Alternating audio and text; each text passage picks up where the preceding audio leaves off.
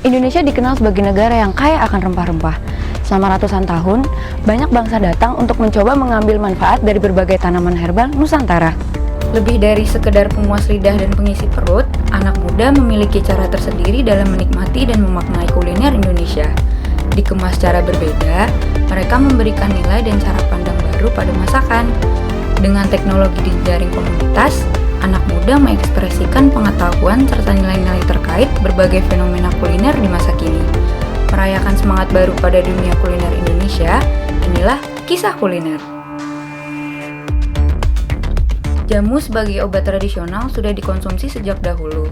Namun, di tengah gaya hidup modern, benarkah jamu kini ditinggalkan oleh generasi muda?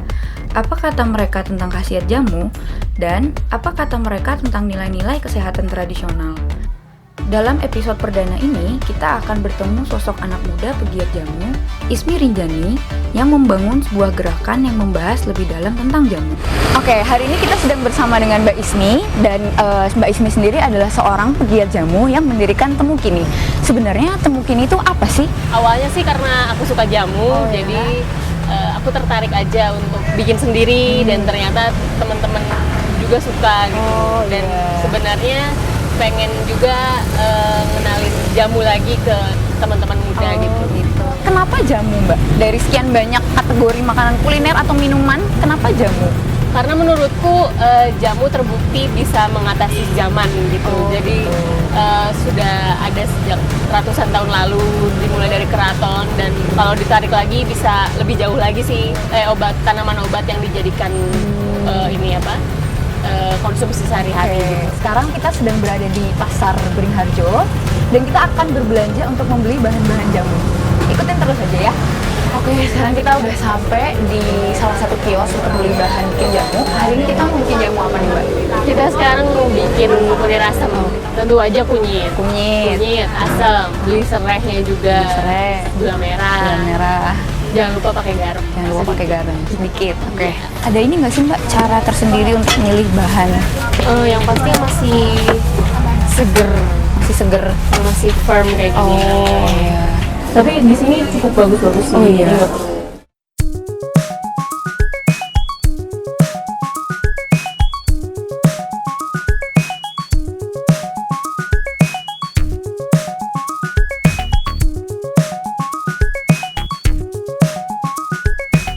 Oke, jadi tadi kita udah belanja bahan-bahan untuk bikin jamu di Pasar Beringharjo bareng sama Mbak Ismi. Sekarang kita masih sama Mbak Ismi dan sekarang kita lagi siap-siap untuk bikin jamu kunyit asemnya. Nah, kira-kira bisa dikasih tahu dulu nggak nih, Mbak? Kira-kira bahannya apa aja sama alat-alatnya apa aja? Nah, untuk bahan membuat kunir asem itu tentu saja ada kunir, terus ada jeruk nipis, serai, terus sama daun pandan. Nah, sebelum itu kita harus bikin dulu air gulanya nih. Air gulanya ini terdiri dari 1 liter air matang, direbus bersama setangkup gula merah, terus 1 sendok teh garam, terus sama sandan, sama serai, terus sama asam jawa. Oke, jadi itu bahan-bahannya. Alat-alatnya apa aja tuh, Mbak? Alat-alat untuk membuat jamu itu ada alu sama lumpang, terus paling pakai baskom sama saringan. Ya.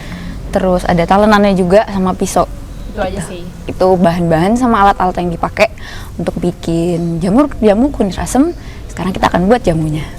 Oke, setelah itu pertama-tama kita harus ngapain dulu nih, Mbak? Nah, untuk 1 liter kunir asem, kita akan menyiapkan 150 gram kunir. Dipotong kecil-kecil ya, Mbak? Iya, biar lebih mudah pas nguleknya, pas menumbuk. Kunir asem ini makan waktu berapa lama, Mbak?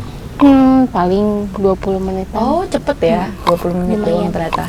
Sebelum dipotong harus dipastiin udah dicuci dulu ya, Mbak, Iya, kunyitnya. cuci bersih. Nah, sekarang kita mulai numbuk. Oke. Itu numbuknya harus sampai sehalus apa, Mbak? Sehalus mungkin. Sehalus mungkin. Biar sarinya keluar.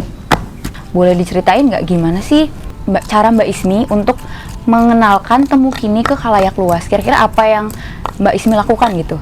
Kalau untuk saat ini sih udah pasti lewat sosial media Lewat ya. sosial media. Paling lewat workshop Workshop. gitu. Jadi udah beberapa kali bikin workshop untuk anak muda juga sih. Oh iya, di mana tuh Mbak? Pengenalan.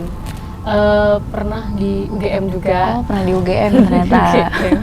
Terus di Festival Minggir. Oh. Terus ada beberapa lagi di tempat lain tuh. Terus ada tantangan tersendiri nggak sih buat Mbak Ismi untuk dalam memperkenalkan Temu Kini ini? Sampai sekarang sih selama setahun ini sih nggak terlalu ada gimana-gimana. Masih banyak yang suka seneng dan nyari jamu juga gitu. Oh, oke. Berarti jamu ternyata masih cukup diminati ya Mbak ya? Lumayan. Oke. Ini kita pindahkan ke baskomnya. Oke.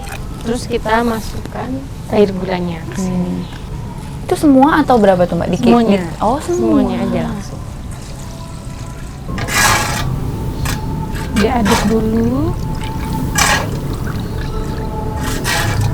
Ya. Sekarang kita saring. Oke. Langsung aja gini. Ah.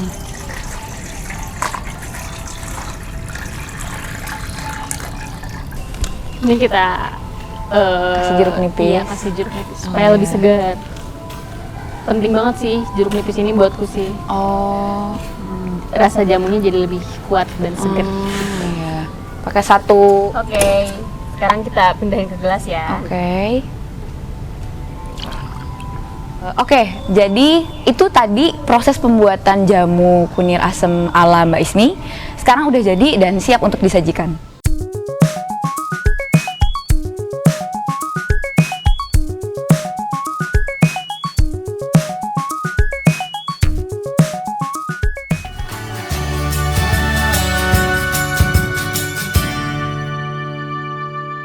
Bayangkan ini rambutmu, rangkaian shampoo lain tidak menguatkan akarnya. Rangkaian Dove Hair Fall Serum berbeda dengan Nutrilock Serum, mengunci rambut dengan kuat di akarnya dan mengurangi rambut rontok hingga 99%. Dove Hair Fall Serum Shampoo.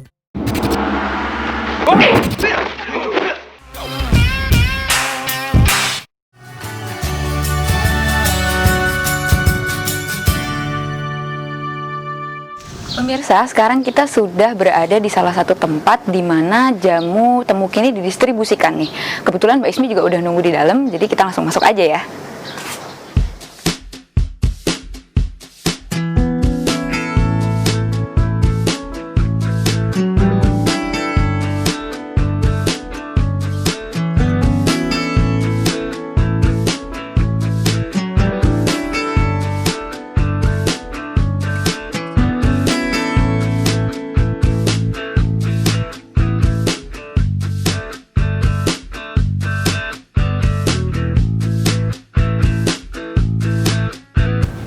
Pemirsa, sekarang kita udah kembali lagi nih bersama Mbak Ismi membicarakan soal distribusi jamu Temu Kini.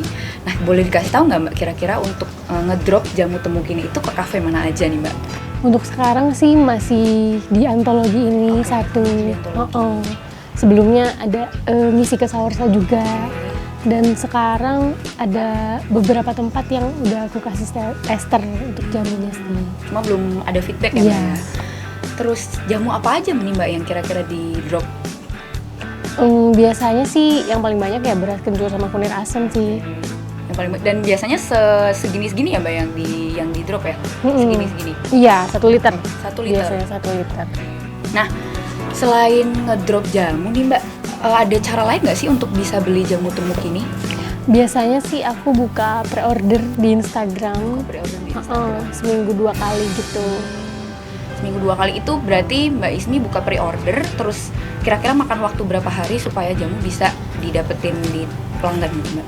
Paling 2 hari setelah pre-order sih biasanya. Oke, terus menurut Mbak Ismi sendiri jamu Temu Kini ini bisa dikatakan sebagai usaha yang sustain nggak sih Mbak, yang berkelanjutan? Harapannya sih gitu sih. Dan sampai setahun berjalannya Temu Kini udah mulai kelihatan pasarnya mana aja gitu. Udah mulai kelihatan mana aja yang suka gitu ya. Nah, buat pemirsa semua yang mau beli jamu Temu Kini bisa datang ke kafe yang udah disebutin tadi, sama bisa pre-order di Jamu Temu Kini. Di Instagramnya apa tuh Mbak? @temukini. @temukini. Sekarang giliran saya nih mau nyobain jamunya, udah penasaran banget soalnya. Sekarang kita ambil dulu ya Mbak ya. Ini jamu apa nih Mbak nih? Itu kunir asam. Kunir asam. Pas banget buat saya yang sering banget punya masalah pencernaan. Bisa.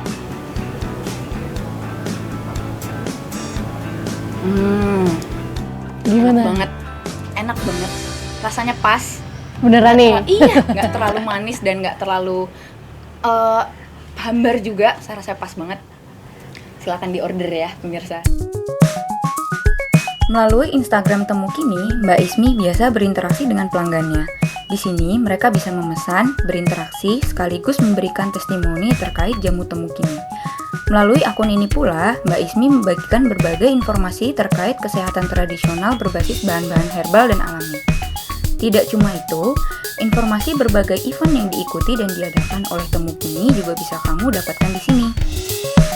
Oke, sekarang kita udah bersama dengan salah satu customer yang lagi minum jamu Temu Kini nih. Nah, boleh kenalan dulu nggak, Mbak? Nama saya Nina, 20 tahun, mahasiswa.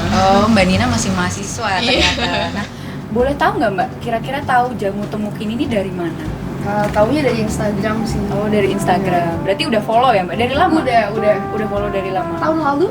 Tahun lalu. Iya. Sering konsumsi jamu Temu Kini nggak sih Mbak selain minum di sini?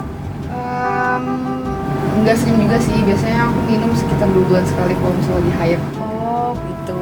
Jamu apa nih Mbak yang kira-kira sering dikonsumsi? Kunir asam. Kunir asam pastinya. Kalau buat high itu pasti kunir asam ya gitu. Terus, nah dari sekian banyak jenis jamu nih Mbak, kenapa Mbak Nina milih untuk mengonsumsi jamu Temu Kini? Karena aku mahasiswa sih, karena aku masih sering nugas di luar, biasanya di kafe-kafe. Nah, kafe yang biasanya aku datengin itu ada jamunya, terus kayak penasaran sih awalnya, jadi kayak cobain aja, terus aku jadi sering beli Temu Kini kalau lagi nugas misalnya. Dari segi rasa kira-kira gimana Mbak? Enak? Enak sih. Enak ya? Oke, makasih banyak ya Mbak Nina. Sekarang kita mau coba cari customer yang lain dulu nih. Nah pemirsa, sekarang kita sudah bersama dengan customer lain yang juga mengonsumsi jamu Temu Kini nih. Nah, boleh kenalan dulu nggak Mas Mbak? Namanya siapa? Halo, aku Taya. Aku Haris. Mbak Taya dan Mas Haris ya. Oke, seberapa sering sih Mbak Taya dan Mas Haris ini mengonsumsi jamu? Lumayan sih kalau aku suka juga soalnya. Mas Haris? Kalau aku jarang, hampir nggak pernah. Oh kenapa tuh Mas? Dulu pas kecil kayak trauma aja. Kalau nggak mau makan tuh disuruh minum jamu dan itu pahit banget, jadi aku nggak suka. Begitu. Berarti ini apakah pertama kali Mas Haris konsumsi jamu lagi setelah sekian lama? Iya. Oh gitu. Kok bisa? Soalnya dikasih tahu sama Taya ini katanya ada jamu di sini enak rasanya. Oh, seperti Penasaran itu. aja. Jadi kira-kira gimana cerita Mbak Taya dan Mas Haris bisa tahu jamu Temu Kini nih? Kalau aku sih, kebetulan aku mahasiswa rantau. Terus kayak kalau di rumah tuh biasanya emang ibu aku ngasih jamu gitu, kayak apalagi kalau cewek kan, terus kasih jamu tiap bulan kayak gitu. Terus waktu di Jogja rantau, aku bingung pertamanya cari jamu di mana. Terus kebetulan waktu itu nugas ke sini diajakin teman. Terus ternyata di sini ada menu jamu. Terus aku kepoin, ternyata dia ada Instagramnya. Terus jadi Iya kayak betul rutin sekali. Berarti Mbak Taya ini juga udah tahu kalau misalnya Temu Kini ada di Instagram. Berarti sering order lewat Instagram tuh nggak tuh Mbak? Lumayan sering. Oh lumayan sering ya. Mas Harisnya sendiri? Kalau aku kayak karena baru pertama kali minum jamu ini dan juga baru pertama kali dikasih tahu sama Taya ya, aku belum cari-cari info tentang oke. Temu Kini sendiri. Kalau aku sih karena enak, terus mudah didapat juga karena bisa lewat Instagram kan. Oke. Mas Haris? Kalau aku ya jujur enak sih, karena kayak impresi pertama aku minum jamu ini kok langsung enak gitu. Kayak ingatanku dulu kan jamu tuh pahit doang rasanya. Iya betul. Nggak ada enak-enaknya. Oke, terima kasih banyak Mbak Taya dan Mas Haris untuk waktunya. Sukses selalu ya. Secara umum, jamu memiliki banyak jenis yang terbagi berdasarkan bahan baku, cara pengolahan, serta khasiatnya. Jamu yang umum ditemukan dalam masyarakat Indonesia adalah sebagai berikut. Tadi kita udah belanja bareng Mbak Ismi, terus kita udah ikut produksi bikin jamu juga. Kita juga udah ketemu customer. Sekarang kita mau membicarakan beberapa hal bersama Mbak Ismi terkait dengan kegiatan yang dilakukannya dan juga beberapa hal tentang jamu. Sebenarnya menurut Mbak Ismi sendiri, apa sih Mbak atau bagaimana kira-kira antusiasme masyarakat, terutama kalangan muda terhadap jamu di masa kini gitu? Karena seperti yang kita tahu, minuman tradisional tuh udah sangat beragam ya Mbak. Ada jamu temu kini bikinan Mbak Ismi, ada kombucha contohnya. Nah, kira-kira menurut Mbak Ismi sendiri gimana tuh? Hari ini sih kayaknya teman-teman muda cukup antusias dengan produk olahan lokal, dengan yang handmade gitu, yang tidak diproduksi banyak gitu. Kayaknya mereka mulai menggemari hal-hal kayak gitu. Jadi antusiasmenya cukup lumayan sih sampai saat ini. Oke, terus kira-kira Mbak dari sekian banyak jenis kuliner, kenapa Mbak Ismi milih jamu?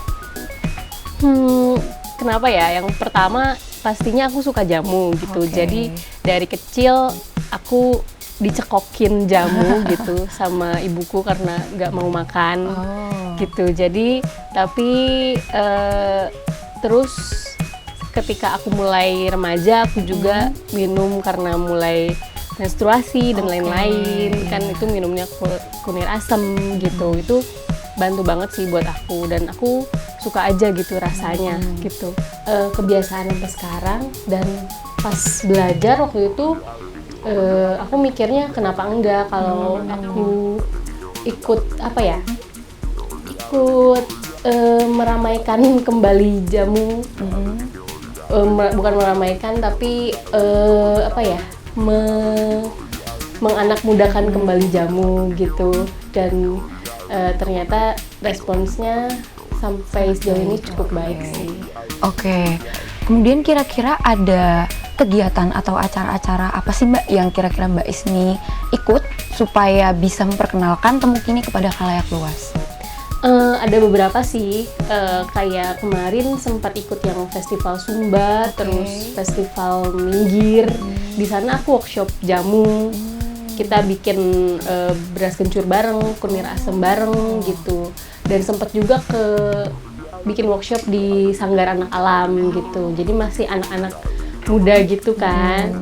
Oke, terus dari semua kegiatan dan acara yang Mbak Ismi ikut, menurut Mbak Ismi sendiri seberapa penting sih Mbak untuk mengikuti acara-acara tersebut, memperkenalkan temu kini kepada khalayak luas?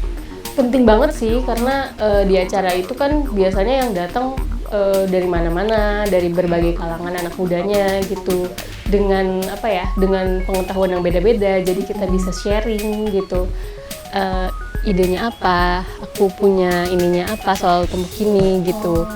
Cukup penting sih buatku sih. Kayak misalnya aku ke satu acara, aku yang memperkenalkan jamu, terus ada temanku yang misalnya memperkenalkan ethical fashion gitu misalnya. Jadi lebih banyak sharingnya sih kalau ketemu di acara-acara itu. Biasanya kalau misalnya anak muda yang ikut workshop tuh kira-kira asalnya dari mana Mbak? Kayaknya ini sih beragam sih. Beragam. Ada yang dari Jakarta, bahkan mungkin lebih banyak dari kota-kota besar sih. Oh gitu ya. Yang mungkin udah agak berjarak dengan hal-hal yang tradisional.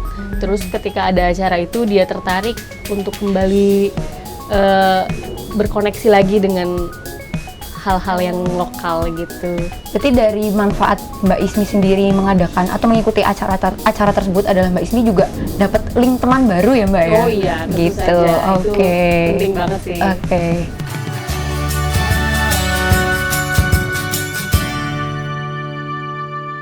Yakin rambutmu kuat dari akarnya? Buktikan di Zona Kuat Dove. Konsultasikan masalah rambutmu dengan ahlinya.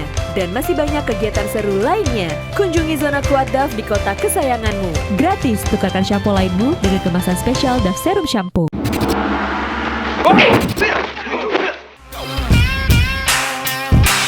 Bayangkan ini rambutmu, rangkaian shampoo lain tidak menguatkan akarnya. Rangkaian Dove Hair Fall Serum berbeda dengan Nutrilok Serum, mengunci rambut dengan kuat di akarnya dan mengurangi rambut rontok hingga 99%. Dove Hair Fall Serum Shampoo.